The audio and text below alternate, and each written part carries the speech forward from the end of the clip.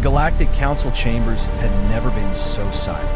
Ambassador Zethkar of the Vorthan Empire watched as the emergency session began, his four eyes scanning the assembled representatives from across known space. The holographic displays showed the same devastating images that had been broadcast to every civilized world in the past 72 hours. Earth was burning, not literally, though the orbital bombardment had left several continents scarred with massive craters. The humans had endured 3 months of systematic destruction at the hands of the Krillian hegemony, and still they fought on. Every military analyst in the galaxy had predicted their surrender within weeks. The humans had no allies, no advanced technology, and no hope of victory against the Krillian war machine. Yet somehow they persisted. The human delegation has requested an audience, announced Coordinator Prime Velthara, her crystalline form refracting the chamber's light into dancing rainbows. They claim to have new intelligence regarding the Krillian invasion. A ripple of skepticism passed through the assembled delegates. The Galactic Council had already voted on the matter. Non-interference was the law. Humanity was too primitive, too aggressive, and too young a species to warrant protection. Their destruction was unfortunate, but inevitable. Ambassador Sarah Chun entered the chamber with measured steps, her dark suit a stark contrast to the exotic forms surrounding her. She carried no weapons, no advanced technology, just a simple datapad and the weight of her dying world's hopes. Her face showed the strain of sleepless nights and impossible decisions, but her spine remained straight. "Honored delegates," she began, her voice carrying clearly through the vast space. "I come before you not to beg for salvation, but to warn you of what's coming." Zethkar leaned forward. Something in the human's tone made his scales prickle with unease. "The Krillian forces currently besieging Earth number approximately 12 million combat units," Chen continued. "Our intelligence suggests this represents merely 8% of their total military capacity." Murmurs filled the chamber. If true, the Krillians possessed a force far larger than any previous estimates. More concerning, Chen's voice grew harder, is the nature of their testing protocols. Earth isn't being conquered. It's being used as a proving ground for weapons and tactics they intend to deploy against the rest of you. The Altarian delegate, a being of pure energy contained within a force field, flickered with agitation. Preposterous. The Krillians seek territorial expansion, nothing more. Then, explain this. Chun activated her data pad, and holographic images filled the space above the council floor. They showed Krillian forces deliberately prolonging battles, testing new weapon configurations against human defenders, and, most damning of all, detailed reconnaissance of council member worlds. "They're learning how to fight all of you," Chen said quietly. "Human resistance has provided them with the perfect laboratory to refine their tactics against different physiologies, different technologies, different military doctrines. Every day we survive gives them new data about how to kill you more efficiently." The silence that followed was deafening. Zethkar felt his secondary hearts skip a beat as the implications became clear. The Krillians weren't expanding randomly. They were preparing for total galactic conquest, and humanity's stubborn refusal to die had given them the keys to victory. Coordinator Prime Velthara's crystalline form dimmed. "What evidence do you have of these claims?" Chun smiled, and, for the first time since entering the chamber, she looked genuinely pleased. "We've been intercepting their communications for weeks. Every battle report, every tactical analysis, every strategic planning session. They think we're too primitive to break their encryption." She paused, letting that sink in before delivering the killing blow. "They're wrong about a lot of things." The data streams that followed painted a terrifying picture. Detailed Krillian invasion plans for dozens of council worlds. Troop movements already in motion. Weapon systems specifically designed to counter the unique characteristics of each member species. The invasion of Earth hadn't been the end goal. It had been preparation for something far worse. As the evidence mounted, Zethkar watched the faces around him transform from skepticism to horror to something approaching panic. The humans hadn't just uncovered a plot against themselves. They'd exposed a threat to every civilization in known space. "Why bring this to us?" asked the Thermian delegate, her heat signature fluctuating wildly. "Your world is already lost. Why not save yourselves?" Chen's smile faded, replaced by something colder and more determined. "Because you're about to learn something important about humanity. We don't surrender. We don't run. And we sure as hell don't let bullies pick on anyone weaker than themselves." She gestured to the holographic displays showing Earth's ravaged surface. 3 months ago, you wrote us off as primitives who would be swept aside. You were partially right. We are primitive. Our ships are slower, our weapons less advanced, our shields weaker than anything you possess. Chen stepped closer to the central podium, her voice rising with conviction. But you made one critical error in your assessment. You assumed that technological superiority equals victory. You forgot that sometimes the most dangerous enemy is the one with nothing left to lose and everything to fight for. The chamber erupted in heated discussions as delegates conferenced with their home governments. The military implications were staggering. If the humans were correct, the Krillian threat dwarfed anything the galaxy had faced in millennia.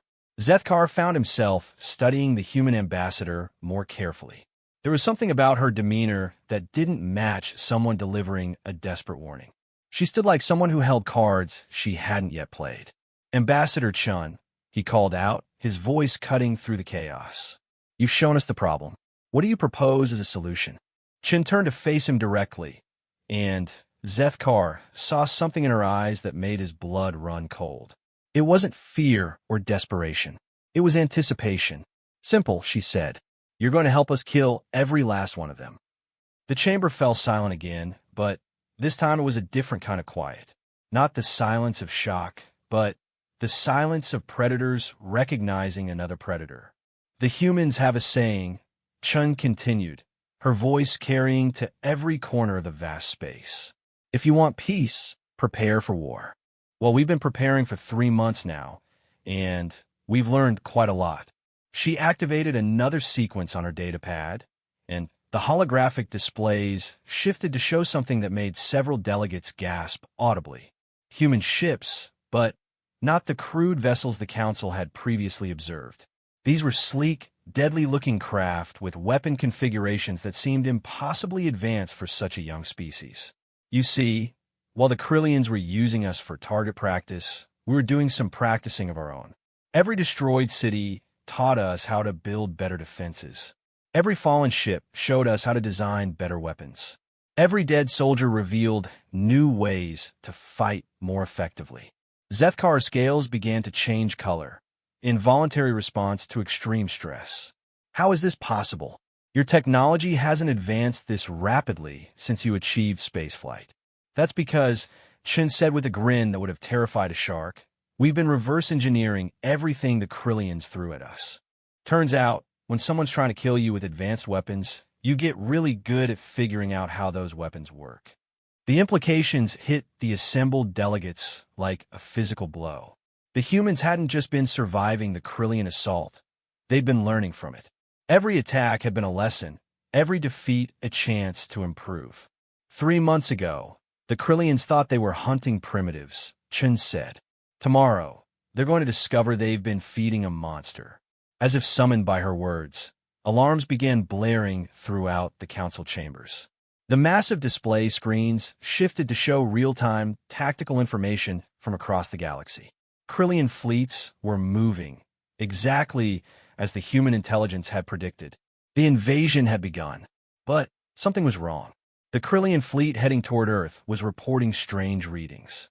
Ships were appearing on their sensors that shouldn't exist. Human vessels that moved too fast, hit too hard, and refused to die when they should. Chen watched the tactical displays with satisfaction. Right about now, the Krillian commanders are learning that their test subjects have graduated. She turned back to the assembled delegates, and her expression grew deadly serious. Here's what's going to happen. You can either help us, or you can face the Krillians alone after we're gone. But I'll tell you this much. If you choose the latter, you'd better hope they kill you quickly. Because if they don't, and we somehow survive what's coming, we're going to remember who stood with us and who didn't. The threat hung in the air like a blade. The humans were offering alliance, but there was steel beneath the diplomacy. They would fight with or without the Council's help, and their anger would be long-lasting. Zethkar made his decision before his government could countermand him. The Vorthan Empire stands with humanity. One by one, other delegates began to speak. Some offered military support, others technological assistance, still others logistical aid. Within an hour, an alliance that should have taken months to negotiate was solidified by necessity and fear. But, as Chen coordinated with the Council's military leaders, she couldn't shake the feeling that they were all still thinking too small. The Krillians had made a fundamental error in their assessment of humanity, but the Council was about to make the same mistake in reverse. They thought this was about survival. They had no idea what humanity was truly capable of when survival was no longer the goal. The first reports from a human fleet arrived within 6 hours, and they defied everything the galaxy understood about warfare. Admiral Kresthal of the Altarian Defense Force stared at the tactical data streaming in from the Earth sector, his energy form flickering with disbelief. The Krillian Third Armada, 1,200 heavy cruisers and support vessels, had engaged the human defense fleet 3 hours ago. Military doctrine suggested the humans should have been obliterated within minutes. Instead, Krillian losses were approaching 40%. Impossible, muttered General Vordal of the Centaurian military. His cybernetic implants whirred as he processed the incoming data. Human ships don't possess the firepower for this kind of damage ratio. Commander Sarah Chun stood before the combined military leadership of 17 species, her expression unreadable as she watched their confusion grow. The makeshift war room aboard the Council's mobile command station buzzed with activity as analysts tried to understand what they were seeing. "You're thinking about this wrong," Chin said quietly, drawing their attention. "You're still measuring us by your standards." She gestured to the main display, where real-time footage from the battle played out in stark detail. Human ships moved in patterns that seemed almost random, breaking every known rule of fleet tactics. They didn't form battle lines or maintain defensive formations. Instead, they flowed around Krillian positions like water, striking from impossible angles and vanishing before return fire could reach them. "Your military doctrines evolved from millions of years of civilization," Chen continued. "You fight with honor, follow established protocols, minimize casualties when possible. We've had 3 months to learn a different kind of warfare." On the screen, a human destroyer appeared to be retreating from 3 Krillian heavy cruisers. The alien vessels pursued, confident in their superior firepower. At the last moment, the human ship spun around and launched its entire arsenal, not at the pursuing ships but at a nearby asteroid. The resulting explosion and debris field disabled 2 of the Krillian cruisers and severely damaged the third. "We call it asymmetric warfare," Chen explained as the assembled officers watched in stunned silence. "When you can't match your enemy's strength, you change the rules of engagement entirely." Admiral Kresthal's form brightened with understanding. "You're not fighting a conventional battle. You're conducting a massive guerrilla campaign in space." "Exactly. And we've had excellent teachers." Chen's smile held no warmth. "Every Krillian tactic they've used against our cities, every strategy they've employed to break our defenses, we've adapted all of it for ship-to-ship combat."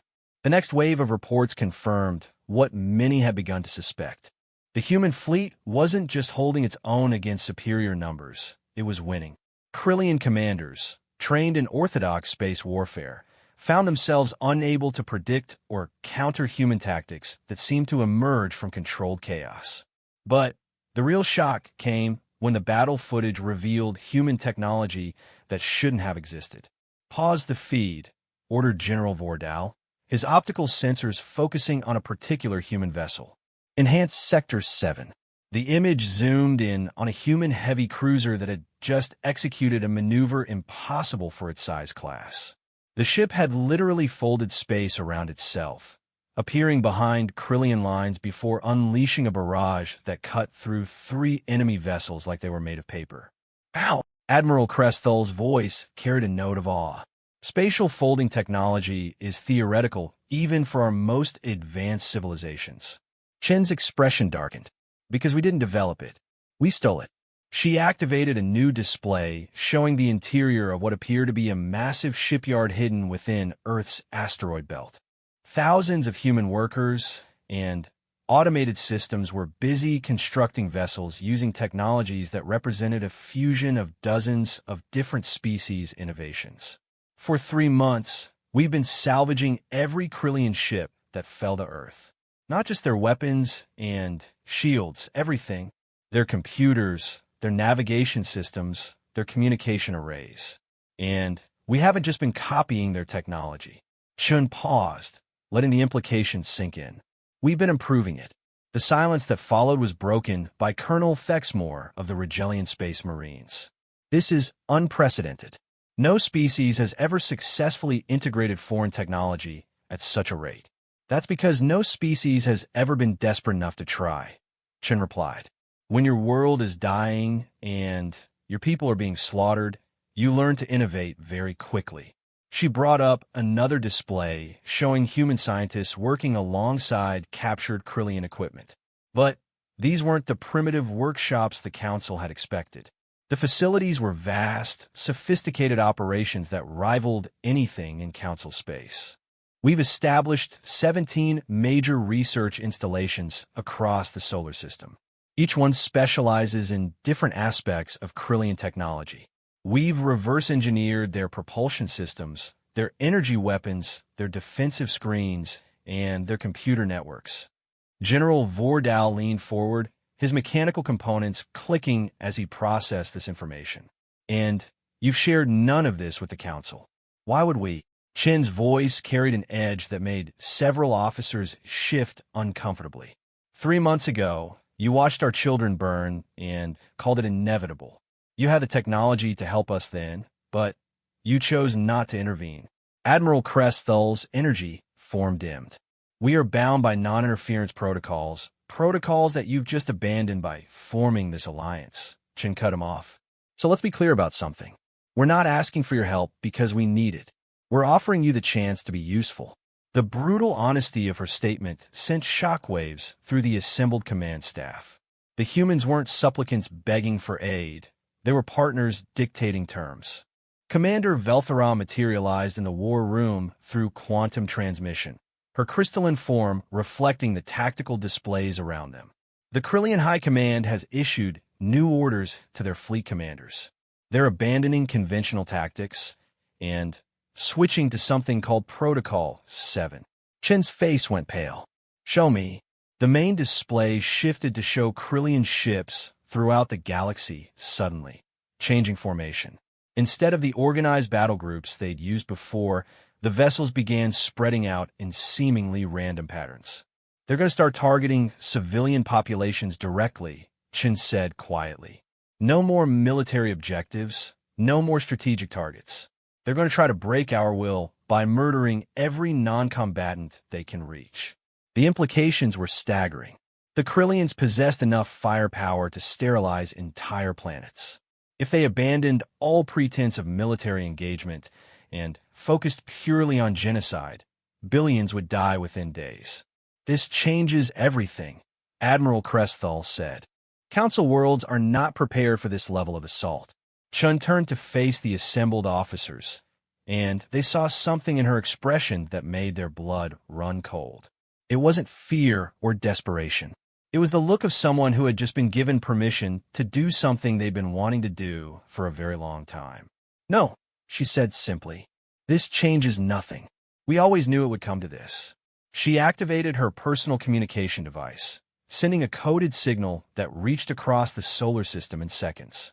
Throughout the asteroid belt, on Mars, on Luna, and in hidden facilities across Earth itself, human military installations received the same brief message. Authorization, Pandora's box. Implement immediately. Within moments, the tactical displays began showing activity that made no sense to the alien observers. Human ships across the galaxy suddenly accelerated far beyond their supposed maximum velocities. Weapons that had been firing at known energy outputs suddenly began hitting with force levels that defied physics. Most disturbing of all, new human vessels began appearing on sensors. Ships that moved faster than anything in Council space and carried weapons that shouldn't have been possible with current technology. "What have you done?" whispered General Vordal. Chun smiled, and it was the expression of someone who had just revealed a card they'd been holding since the game began. "We've stopped pretending to be the victims." The feed from Earth's sector showed the battle's tide turning decisively. Krillian forces that had been pressing their advantage suddenly found themselves outgunned, outmaneuvered, and completely overwhelmed. Human ships darted between their formations like angry hornets, striking with precision that bordered on supernatural. "For 3 months," Chen continued, "we've been showing them exactly what they expected to see. Primitive ships with limited capabilities, fighting desperately against superior odds. We've carefully managed every engagement to maintain the illusion that we were barely surviving." She gestured to the displays, showing the true extent of human military capability. "But we haven't been barely surviving. We've been studying them, learning their tactics, their weaknesses, their psychology. Every ship they destroyed was a calculated sacrifice to gather intelligence. Every city they bombed was bait to draw them deeper into our trap." The room erupted in chaos as the implications became clear. The humans hadn't been victims. They'd been predators, patiently stalking their prey while appearing weak and helpless. "The Krillians think they know everything about human military capability," Chun said over the noise. "They're about to learn how wrong they are." As if summoned by her words, new contacts began appearing on the tactical display. Hundreds of human vessels, moving in perfect coordination toward Krillian positions throughout the galaxy. These weren't the desperate defenders the aliens had observed before. These were the sleek, deadly ships of a military force that had spent months preparing for this exact moment. Admiral Cresthull's energy form flickered frantically. "How many ships do you have?" Chen's smile widened. "Enough." The battle for Earth had been a deception. The desperate last stand had been theater. Everything the galaxy thought it knew about humanity was about to change forever. The Krillian High Admiral Zarthek had conquered 47 star systems in his career. He had broken the resistance of species that had fought wars for millennia before humans discovered fire. His tactical brilliance was legendary throughout Krillian space, and his name was whispered in fear across a dozen sectors. None of that prepared him for what was happening to his fleet. "Report," he snarled, his mandibles clicking with agitation as another wave of his ships vanished from the tactical display. "Sir, the humans have deployed some kind of new weapon system," his tactical officer reported, his voice strained. They're destroying our vessels faster than we can target them." Zarthek studied the battle feed with growing disbelief. The human ships moved unlike anything he'd encountered in centuries of warfare. They didn't follow predictable flight patterns or maintain formation integrity. Instead, they flowed around his forces like schools of predatory fish, striking with devastating precision before disappearing into the void. "Impossible," he muttered. "Their technology is centuries behind ours." "Perhaps it was, Admiral," came a new voice over the communication channel. The transmission was clean, unencrypted, and came from directly in front of his flagship, a position where his sensors showed empty space. "Who dares?" Zarthek began, then stopped as a human ship materialized less than 50 kilometers from his bridge. The vessel should have been destroyed by his shields upon emergence, but instead it sat there calmly, weapons powered but not yet firing. "High Admiral Zarthek," the voice continued, and Zarthek realized with shock that the human was speaking flawless Krillian. "I am Captain Elena Vasquez of the human warship Prometheus. We need to talk." Around the flagship, more human vessels began appearing as their stealth systems disengaged. Dozens of ships, each one positioned perfectly to exploit weaknesses in Krillian defensive formations that shouldn't have been known to human intelligence. "Surrender," Zarthek ordered his weapons officer. target the human vessels, and I wouldn't do that if I were you, Captain Vasquez interrupted. Your weapon systems are currently under our control, as are your engines, life support, and communication arrays. We've been inside your computer networks for approximately 43 minutes. Zarthek's secondary hearts stopped beating. Computer infiltration on that scale was theoretically impossible. Krillian encryption was quantum-based and changed every nanosecond. No species had ever successfully broken it. "Ow," he whispered. "Because you taught us," Vasquez replied. "Every attack on Earth gave us access to more of your technology. Every ship you sent against us became a source of intelligence. For 3 months, you've been handing us the keys to your entire civilization." The truth hit Zarthek like a physical blow. The humans hadn't been defending themselves. They'd been conducting the largest intelligence-gathering operation in galactic history. Every Krillian victory had been a human trap. Every successful assault a chance to capture more technology and battle data. "You use your own people as bait," he said, his voice filled with horrified admiration. "We used ourselves as bait," Vasquez corrected. "Every human who died in your attacks knew what they were sacrificing themselves for. Every city you destroyed was evacuated beforehand. Every ship you destroyed was crewed by volunteers who understood they might not survive." Zarthek's tactical displays began showing similar scenes throughout the galaxy. Krillian fleets that had been pressing their advantages suddenly found themselves surrounded by human forces that moved with impossible coordination. Ships that had been hidden for months revealed themselves simultaneously across dozens of star systems. "This is impossible," he repeated. "No species could coordinate an operation of this magnitude while under constant assault." "No species except humans," Vasquez agreed. "You see, Admiral, you made a fundamental error in your assessment of our capabilities. You assumed that because we're young and technologically primitive, we must also be militarily naive." The main display in Zarthek's command center activated without authorization, showing images that made his scales crawl with unease. Human military installations hidden throughout the Sol system, each one far more advanced than anything the Krillians had observed. Shipyards producing vessels with capabilities that defied known physics. Weapons laboratories developing armaments that combined human innovation with stolen Krillian technology. "What you failed to understand," Vasquez continued, "is that humanity has been at war with itself for our entire recorded history. We've spent thousands of years perfecting the art of killing each other efficiently. When you attacked Earth, you didn't encounter a peaceful species learning warfare for the first time." Zarthek watched as the footage showed human military leaders coordinating strategy with a sophistication that rivaled the greatest Krillian tactical minds. These weren't primitives stumbling through their first interstellar conflict. These were predators who had finally found worthy prey. You encountered the descendants of species that turned warfare into an art form.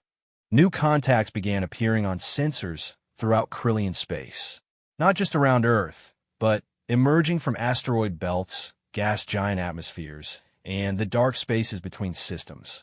Human forces that had been positioned months in advance, waiting for this exact moment. "How many ships do you have?" Zarthek demanded. "Enough to end this war today, if we choose to," Vasquez replied. "But that's not why I'm talking to you, Admiral." Zarthek's confusion must have shown, because the human continued without prompting. "You're not the real enemy here. You're a soldier following orders, just like the humans who died defending Earth. The real enemy is the Krillian High Command that sent you to commit genocide against innocent civilians." She paused, letting that sink in. "We're prepared to offer terms." The offer that followed violated every principle of warfare Zarthek had ever learned. The humans weren't demanding unconditional surrender or territorial concessions. Instead, they wanted something far more dangerous. They wanted to change the fundamental nature of Krillian society. "You're asking us to overthrow our own government," Zarthek said finally. "We're asking you to join us in creating a galaxy where species don't exterminate each other for territory," Vasquez corrected. "Your people have the same choice every Krillian does: evolve or be removed from the equation entirely."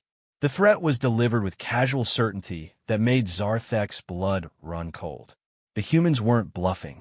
They had the military capability to make good on their promises, and they clearly possessed the will to use it. And if we refuse, then you'll discover what happens when humanity stops pretending to be civilized. As if summoned by her words, the tactical displays began showing new activity throughout Krillian space. Human ships weren't just engaging military targets anymore. They were systematically shutting down critical infrastructure, communication networks, supply lines, administrative centers. The entire Krillian war machine was being dismantled with surgical precision. More disturbing was the psychological impact. Krillian forces throughout the galaxy were reporting the same phenomenon. Human ships appearing without warning, delivering ultimatums, then vanishing before defensive fire could reach them. The humans had turned their own stealth technology against them, and the effect on Krillian morale was devastating. Your crews are abandoning their posts, Vasquez noted, as reports flooded in from across the fleet. They understand something your high command doesn't. This war is already over. Zarthek looked around his bridge and saw the truth in his officers' faces. Fear, confusion, and growing recognition that they were no longer the predators in this conflict. The humans had systematically dismantled everything the Krillians thought they knew about warfare. "What exactly are you proposing?" he asked finally. "Simple.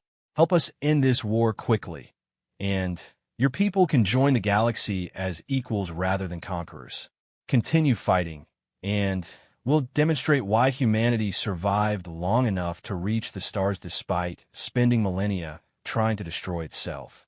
The choice was impossible. Surrender meant abandoning everything Krillian culture stood for. Continued resistance meant facing an enemy that had proven capable of infiltrating and destroying Krillian military forces at will. But as Zarthek watched his tactical displays, he began to understand that the choice had already been made. The humans hadn't just outfought the Krillian military, they had outthought it. Every move the Krillians made had been anticipated, every strategy counter before it could be implemented. "You've been planning this from the beginning," he said with growing realization. "The first Krillian ships that reached Earth, you let them scan your defenses deliberately." "Of course we did," Vasquez confirmed. "How else could we ensure you'd commit enough forces to make this operation worthwhile?" The magnitude of the deception was staggering. The humans hadn't just defeated the Krillian invasion. They had orchestrated it. Every aspect of the conflict had been carefully managed to achieve maximum strategic advantage. "Your surrender will be honored," Vasquez continued. "Your crews will be treated with respect. Your people will be given the chance to choose their own future. But the Krillian military as a force for galactic conquest ends today." Zarthek made his decision with the weight of his entire species on his shoulders. Around him, his officers waited for orders that would determine whether the Krillians would survive the next 24 hours. "Signal all commands," he said quietly. "Stand down weapons, and prepare for negotiation protocols." As his orders spread throughout the Krillian fleet, Zarthek couldn't shake the feeling that he was witnessing something unprecedented in galactic history. Not just the defeat of a military force, but the emergence of something new and terrifying. Humanity had announced its presence on the galactic stage, and the galaxy would never be the same. The aftermath of the surrender spread across the galaxy like a shockwave. Within hours, reports flooded in from every corner of Council space as the reality of what had transpired became impossible to ignore. The Krillian war machine, which had seemed unstoppable just days before, had collapsed entirely. Ambassador Sarah Chun stood in the observation deck of the Council's flagship, watching through the massive viewport as human vessels moved with mechanical precision through space. They were collecting disabled Krillian ships, processing surrendering crews, and establishing what could only be described as a temporary occupation force across multiple star systems. "Your people work efficiently," observed Coordinator Prime Velthara, her crystalline form reflecting the lights of the human fleet operations. "We've had practice," Chen replied without looking away from the view. 3 months of being invaded teaches you a lot about logistics." That was an understatement that bordered on fiction. The scale of the human operation was staggering, not just in terms of military coordination, but in the administrative complexity of managing the surrender of an entire stellar civilization. Human ships were already distributing aid to Krillian worlds that had suffered under their own government's military conscription policies. I confess, Velthara continued, the Council is struggling to understand the scope of what has occurred. Our intelligence estimates of human capabilities were apparently inadequate. Chin finally turned from the viewport, and Velthara noted that the humans' expression had changed significantly from their first meeting in the council chambers. The desperation was gone, replaced by something far more calculating. Your intelligence estimates were exactly what we wanted them to be, Chun said simply. Every piece of information the council possessed about human military capabilities came from sources we controlled. The implications of that statement sent ripples through Velthara's crystalline matrix. You've been manipulating council intelligence for how long? Since our first contact with galactic civilization, Chun admitted. We knew we'd eventually face a conflict like this. When you're a young species surrounded by older civilizations, you learn to be careful about revealing your true capabilities. She gestured toward the human fleet operations visible through the viewport. What you're seeing isn't the result of 3 months of desperate innovation. It's the product of decades of careful preparation for the day we'd need to defend ourselves against a galactic-scale threat. Velthara processed this information with growing unease. The humans hadn't just deceived the Krillians. They'd systematically misled every species in council space about their true military potential. The primitive warships we observed during your early space exploration missions were deliberately obsolete designs, Chin confirmed. We've been maintaining multiple technology tracks since achieving spaceflight, one for peaceful exploration and trade, another for military applications that we hoped never to need. She activated a holographic display showing the true extent of human space-based infrastructure. What appeared on the projection defied everything the Council thought it knew about human industrial capability. The Sol system contained dozens of major shipyards, hundreds of research stations, and military installations that rivaled anything in Council space. How did you hide this from our surveys? Velthara asked. The same way we hid our true fleet size from the Krillians, Chun replied. Stealth technology, misdirection, and the simple fact that most species don't look very hard at what they consider primitive civilizations. The revelation was staggering. Humanity had been preparing for interstellar warfare while simultaneously maintaining the facade of a peaceful, technologically limited species. The deception required planning and coordination on a scale that few civilizations could achieve. But why reveal yourselves now? Veltora prest. You could have continued the deception indefinitely. Chen's expression darkened. Because the Krillians crossed a line that we couldn't ignore. When they started targeting civilian populations for systematic extermination, we realized that peaceful coexistence with their current leadership was impossible. She paused, studying the human fleet operations through the viewport. And because we needed to send a message to the rest of the galaxy. The message was becoming increasingly clear as reports continued to arrive from throughout Council space. Human forces weren't just processing Krillian surrenders. They were conducting detailed scans of every major military installation in the galaxy, under the guise of ensuring the Krillians couldn't launch any surprise attacks. Human ships were systematically cataloging the defensive capabilities of every council member species. You're conducting reconnaissance on all of us, Velthara realized. Of course we are, Chin replied matter-of-factly. The Krillians won't be the last threat the galaxy faces. When the next one emerges, we intend to be prepared. The casual admission sent alarm signals through Velthara's consciousness. The humans weren't just revealing their military capabilities. They were positioning themselves as the galaxy's new dominant power. The Council will not accept human hegemony, she warned. Chun smiled, and Velthara found the expression oddly reassuring despite its implications. The Council doesn't have to accept anything. But you do need to understand something important about humanity. We don't seek to rule other species. We seek to ensure that no species can threaten the innocent again.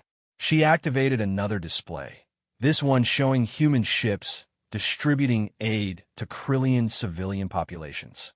Medical supplies, food, and technology were flowing to worlds that had been strip-mined by their own government to support the war effort.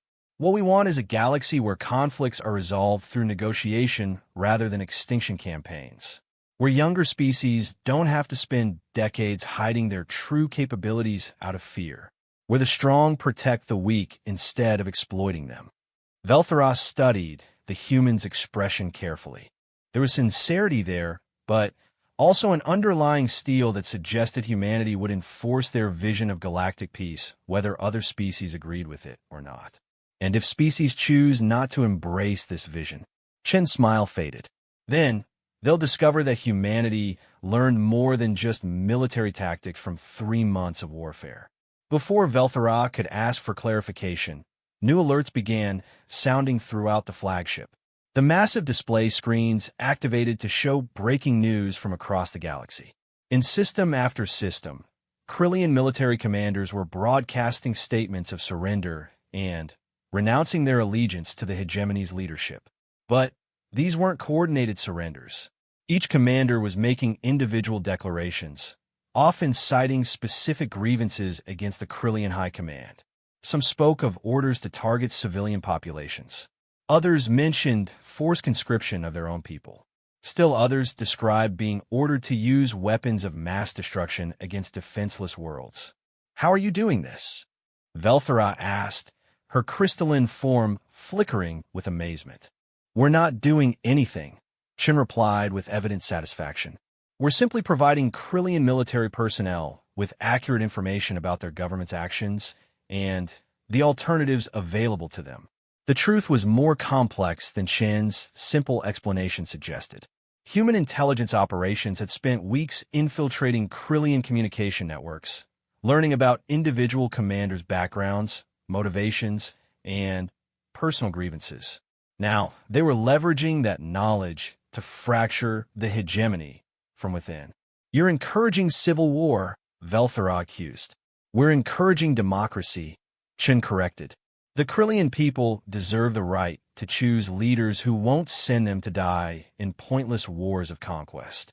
As if to emphasize her point, the display showed crowds of Krillian civilians celebrating in the streets of their homeworld's major cities. The news of the military surrender had triggered massive popular demonstrations calling for the removal of the hegemony's leadership. "This is unprecedented," Velthara murmured. "No species has ever successfully incited revolution across an entire stellar civilization. No species has ever had 3 months to study their target's social and political structures while being attacked by them," Chen replied. Every communication the Krillians intercepted from Earth contained carefully crafted information designed to reach their civilian population. Every propaganda broadcast they made gave us insight into their society's pressure points. The scale of the psychological warfare operation was staggering. While the galaxy had watched humanity defend itself desperately against Krillian assault, human intelligence services have been conducting the most sophisticated information warfare campaign in galactic history. The civilians received messages hidden in what appear to be desperate military communications, Chen continued. Battle reports that contain information about their government's policies. Casualty lists that included details about forced conscription. Surrender negotiations that revealed the true scope of planned genocide campaigns. She gestured toward the celebrations visible on the displays. By the time their military leadership realized what was happening, their own population was better informed about government policies than most of their commanders. Velthara's respect for human strategic thinking was rapidly approaching something closer to fear. This wasn't just military victory.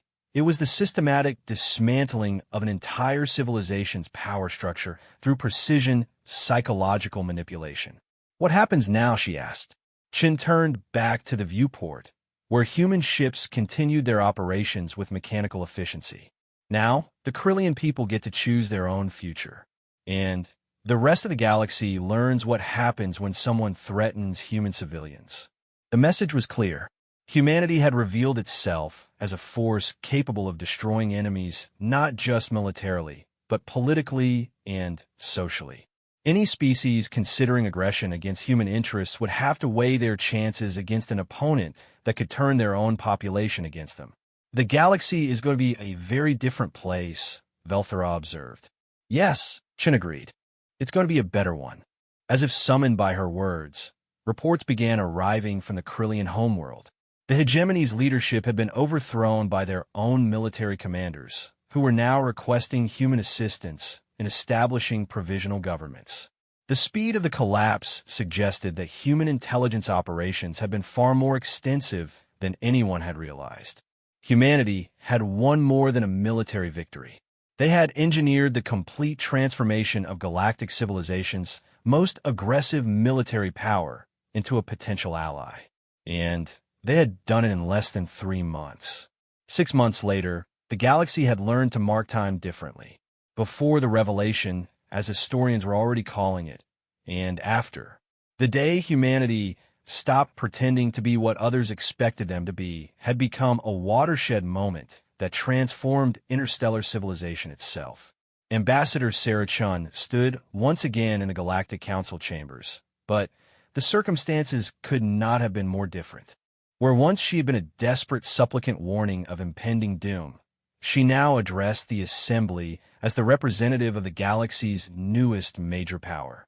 The human delegation had expanded from a single ambassador to a full diplomatic corps, and their presence dominated the chamber in ways that went far beyond mere numbers. The Krillian integration protocols have exceeded all projections, she reported to the assembled delegates. Former military installations have been successfully converted to civilian infrastructure. Democratic elections are scheduled for next month across all 12 former hegemony worlds. The transformation had been remarkable to witness. What had once been the galaxy's most aggressive military dictatorship was rapidly evolving into a federation of democratic republics. Human advisors worked alongside former Krillian commanders to establish governmental institutions that had never existed in their society. But the real changes went deeper than politics. More significantly, Chun continued, the technological exchange programs have yielded benefits that exceed our most optimistic estimates. The holographic displays around the chamber showed images that would have been unthinkable just months before. Krillian engineers working alongside human scientists to develop new propulsion systems. Former hegemony soldiers training with council peacekeepers in integrated military units. Trade ships designed using hybrid human-Krillian technology that could outperform anything previously built by either species alone. Ambassador Zethkar of the Vorthan Empire, whose scales had developed a subtle blue tinge that indicated long-term stress, leaned forward in his seat. The rate of technological advancement is concerning. Your joint projects are developing capabilities that dwarf anything in council archives. Chun nodded acknowledgement. That's inevitable when you combine human innovation with Krillian industrial capacity and council scientific knowledge. We're not just sharing technology, we're creating entirely new approaches to engineering and design. What she didn't mention, though every delegate suspected it, was that humanity was carefully managing which technologies were shared and in what combinations. The humans had revealed themselves as master strategists in ways that went far beyond military planning. The question before this body, interrupted Coordinator Prime Velthara, is whether this technological acceleration serves galactic stability or threatens it. The concern was understandable. In 6 months, the combined human-Krillian research initiatives had produced advances that represented decades of normal development. Faster-than-light communication systems that could span the galaxy in minutes. Medical technologies that could extend lifespans for most species by centuries. Energy sources that could power entire star systems without environmental impact. Chun smiled with the confidence of someone holding all the cards. Coordinator Prime, the choice isn't whether these technologies will be developed. They already exist. The choice is whether they'll be developed cooperatively or whether individual species will attempt to develop them independently. The implications were clear. Humanity had positioned itself at the center of a technological revolution that would define the next phase of galactic civilization. Species could participate in the benefits of cooperation, or they could watch from the sidelines as others surged ahead. "What assurances can you provide," asked General Vordal of the Centaurian military, "that these technologies won't be used to establish human dominance over other species?" "The same assurance I gave 6 months ago," Chen replied. "We don't seek to rule other species, but we will ensure that the technologies we develop are used to protect the innocent rather than exploit them." She activated a new display showing the current distribution of human military forces throughout the galaxy. Unlike the concentrated fleets that had broken Krillian resistance, human ships were now scattered across hundreds of systems in small, fast-response units. "Our military deployment has shifted from invasion-focused formations to peacekeeping configurations," she explained. "We're not preparing to conquer anyone. We're preparing to respond rapidly to threats against civilian populations wherever they might emerge." Admiral Cresthol's energy form flickered with what might have been approval. "The response times you've achieved are impressive. Any aggressive action against Council member worlds would face human intervention within hours rather than days." "That's the idea," Chen confirmed. "The Krillian War taught us that waiting for consensus before responding to genocide is a luxury the galaxy can't afford." The admission sent uncomfortable ripples through the assembly. The humans were politely informing the Council that they would take unilateral military action whenever they deemed it necessary to protect civilian populations. "You're establishing yourselves as the galaxy's police force," observed the Thermian delegate. "We're establishing ourselves as the galaxy's emergency response force," Chen corrected. "The Council remains the primary governmental authority for interstellar relations. But when someone starts murdering innocent civilians, we're going to stop them regardless of political considerations." The distinction was important, though perhaps more theoretical than practical. Humanity was creating a galaxy where aggression against civilian populations would be met with immediate and overwhelming retaliation, but they were doing so without officially challenging existing governmental structures. "What about species that refuse to accept human intervention?" pressed Colonel Thexmore of the Regellian Space Marines. Chen's expression hardened slightly. "Then they'll discover what the Krillian High Command learned. Human patience has limits." The threat hung in the chamber's atmosphere like a toxic cloud. The humans were offering partnership and protection, but the alternative to acceptance was becoming increasingly clear. Species that opposed the new order wouldn't just face human military superiority. They would face the same comprehensive dismantling that had destroyed the Krillian hegemony. "Perhaps," suggested Ambassador Krelthon of the Andromedan Confederacy, "it's time to formalize these arrangements. Establish legal frameworks for human intervention in interstellar conflicts." Chen shook her head. "Legal frameworks take time to negotiate and can be circumvented by creative interpretation. What we're offering is simpler, immediate response to threats against innocent lives, regardless of legal technicalities." The message was becoming impossible to ignore. Humanity was operating above and beyond existing galactic law, accountable only to their own moral code, and possessed of the military capability to enforce their decisions universally. "You're describing vigilante justice on a galactic scale," Veltheral pointed out. "We're describing effective justice on a galactic scale," Chen replied. "The Council's legal processes are excellent for resolving trade disputes and territorial disagreements. They're useless for stopping genocide in progress." As if summoned to prove her point, alarm signals began echoing through the chamber. The emergency displays activated to show developing crisis in the outer spiral, where a territorial dispute between two minor species had escalated to military action. "The Helix Confederacy has launched planetary bombardment against Nexus Colony civilian centers," reported the duty officer. "Estimated casualties in the hundreds of thousands." Within seconds, the displays showed human response units already in motion toward the crisis zone. Fast attack squadrons that had been on routine patrol were now accelerating toward the conflict at speeds that would have them on site within hours. Council emergency protocols would require 48 hours minimum to authorize intervention, Chen observed calmly. By that time, everyone on Nexus Colony would be dead. She activated her communication device and issued brief orders in the human military code that had become familiar to Council observers. Intervention Force 7. You are authorized for immediate peacekeeping action. Rules of engagement. Protect civilian populations by any means necessary. The response came back within minutes. Understood, Command. ETA to target zone. 3 hours, 12 minutes. Chun turned back to the assembled delegates. In 3 hours, the bombardment will stop.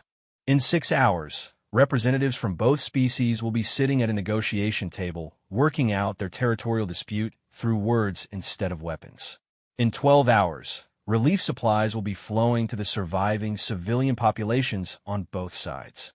The casual efficiency with which humanity could project force across interstellar distances was sobering. Most Council species required days or weeks to organize military interventions. Humans could apparently deploy effective force anywhere in the galaxy within hours. And if one side refuses to negotiate? Asked Admiral Cresthal. Chen's smile returned, cold and certain. Then, they'll join the Krillian High Command in early retirement. The demonstration was over within 8 hours, exactly as Chun had predicted. The Helix Confederacy's bombardment fleet found itself surrounded by human vessels that had somehow arrived faster than any known propulsion system should have allowed. The subsequent negotiation was brief and decisive, with both sides agreeing to binding arbitration rather than face the alternative of human military intervention. As reports of the successful intervention circulated through the Council chambers, the delegates began to understand the fundamental shift that had occurred in galactic civilization. Humanity hadn't just emerged as a new military power. They had positioned themselves as the ultimate arbiters of interstellar conflict. You've created a new form of government, Velthara observed finally. Democracy by protection rather than democracy by representation. Chen considered the observation carefully. Perhaps we've simply created a system where the strong actually protect the weak instead of exploiting them. She gestured toward the displays, showing human relief ships already en route to assist both sides in the recent conflict. Every species in this galaxy now knows that aggression against civilians will be met with immediate response. Not political condemnation, not economic sanctions, not diplomatic protests. Immediate, overwhelming, and decisive intervention. The implications were staggering. Humanity had effectively ended the possibility of interstellar warfare as traditionally practiced. Military conflicts could still occur, but only under conditions that humanity deemed acceptable. This is the galaxy we're offering you, Chun continued. One where disagreements are resolved through negotiation because the alternative is unthinkable. Where technological advancement serves all species rather than just the most aggressive. Where the strong compete to protect the weak rather than to exploit them. She paused, looking around the chamber at delegates who were still struggling to understand the magnitude of what had changed. 6 months ago, you watched our world burn and called it inevitable.